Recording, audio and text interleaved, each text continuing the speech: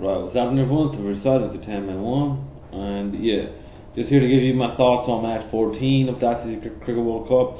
Was Australia versus Zimbabwe at the Maruka Oval in Canberra. Okay, first of all, I think, let's just jump straight into the match. Zimbabwe, I think they got the early breakthrough. They had West Indies for 0-1, and the rest was epidemic, and the rest was history. Right. How to put it?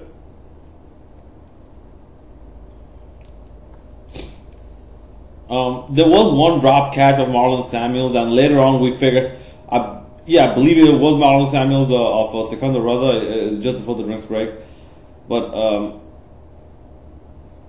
that sort of showed you how crucial that drop catch was. It would have made the total a bit more defendable, I guess. No, sorry, a bit more chaseable. Right. Because in the end, what happened? Motherfucking Chris Gayle, man. Chris motherfucking Gayle, man. Congratulations.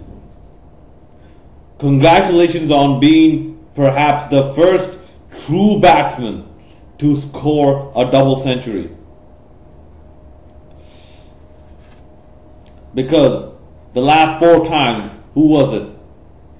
First, it was the great Sachin Tendulkar. None taken away from him. Next, it was the overrated Virender Sehwag.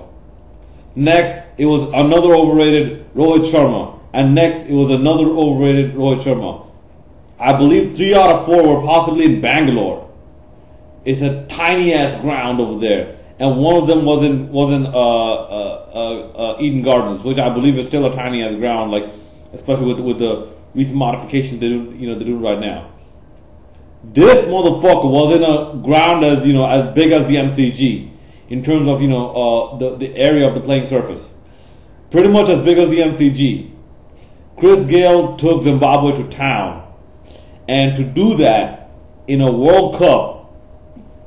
Mind you, in a World Cup, when West Indies' back is against the wall, in a ground that big, away from home, and on the heels of some Twitter bullshit, where your own board president is retweeted a tweet that said that I think Chris Gayle should retire. Yeah. He pulled out his big cock and fucked you in the ass with that, didn't he? Fucking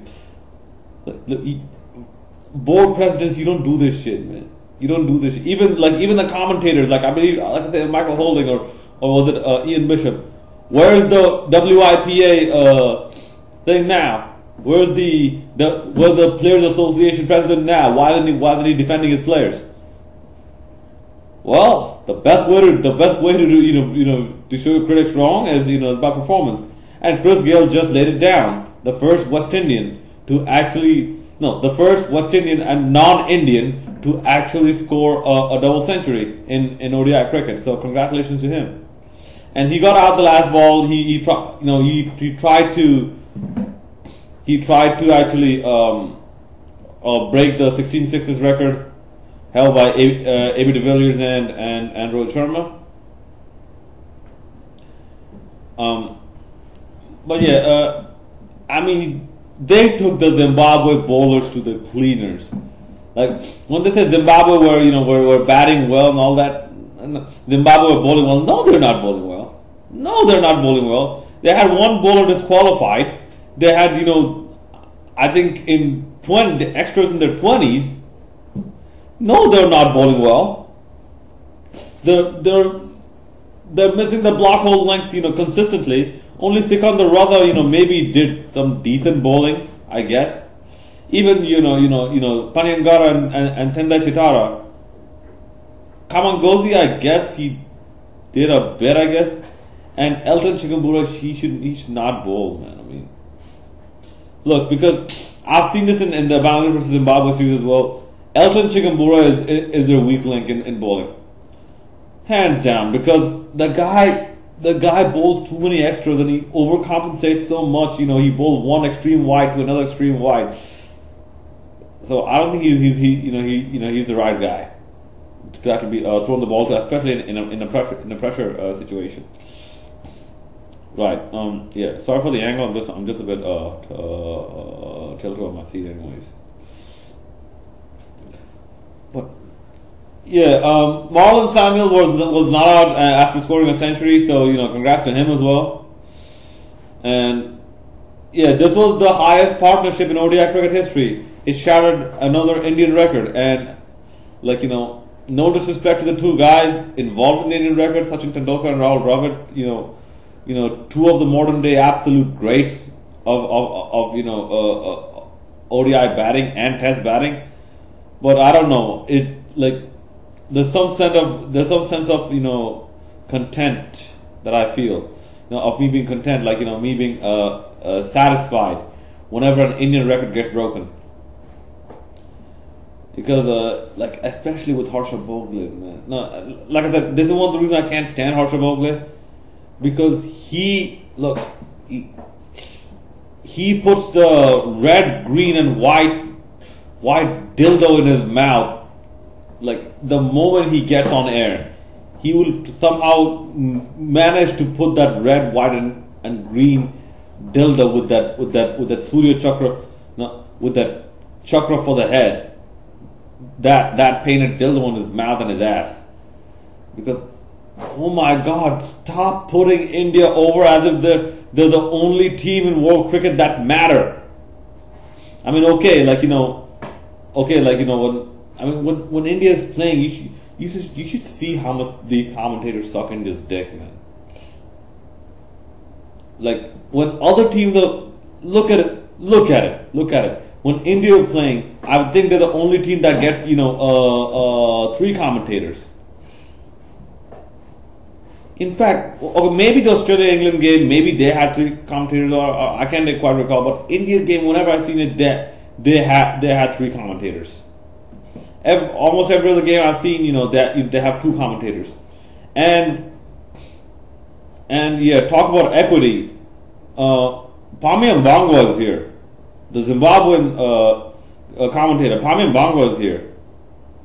Athar Ali Khan is not here. What does that tell you? Shamim Chaudhary is not here. Okay, now getting back to the Zimbabwean innings, it's I didn't watch it, but because I had classes this morning. But you saw the openers didn't do too much. Brendan Taylor also didn't do too much. Sean Williams, he showed up again. Good for him. But then again, a total of 370 plus was never going to be chased down. But for Zimbabwe to get as close as they did, congrats to them. But then again, this sort of tells you, the benchmark standard for scores in this tournament, especially if you're going to bowl bad, right?